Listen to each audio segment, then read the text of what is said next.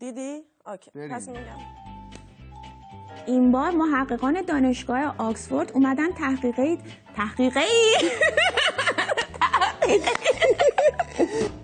آها میگم تینا سر زده به چایخانه سنتی.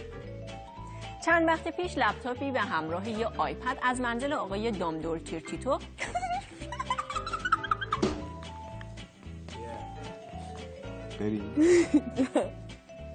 آزاده هم سری زده به میدان ترافلگر در لندن که اونجا بالش جنگی یا جنگ بالشت ها برگزار شده. بالش جنگی یهو اومد با بریم. رسیدیم به آخرین بخش از برنامه کی؟ فردا. فیلم جدایی نادر از سیمین به تازگی فیلم جدیدشون رو به اسم گذشته ساختن که به صورت رسمی تریلر و پوسترهای این فیلم به تازگی منتشر شده که گفته میشه این فیلم که صحنه‌هاش در همه صحنه‌هاش کلا همه فیلم و در آخرم یک برنامه در مورد فیلم‌های هالیوودی که توش صحنه‌های ترسناک نداره، فیلم‌های صحنه بخوش داره. صحنه چی شده؟ و همینطور یه قسمت دیگه از سری برنامه‌های گپی با طراحان رو داریم که این بار در مورد طراحانیه که از وسایل قدیمی و عتیق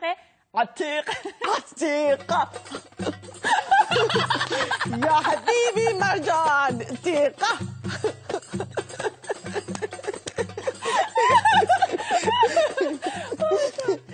خب نوید استودیو رو توی عزیز داریم. خب برگشتیم و الان هم نوید عزیز رو توی استودیو داریم که میخواد در مورد فیلم هایی که در چند هفته اخیر اکران شدن صحبت کنه. هفته گذشته هم که نبود و قیمت داشت و غیبت داشت. البته قیمت که شما دارین ولی غیبت داشتین. منم میام خیلی اکسپنسیو مثلا قیمت دارین.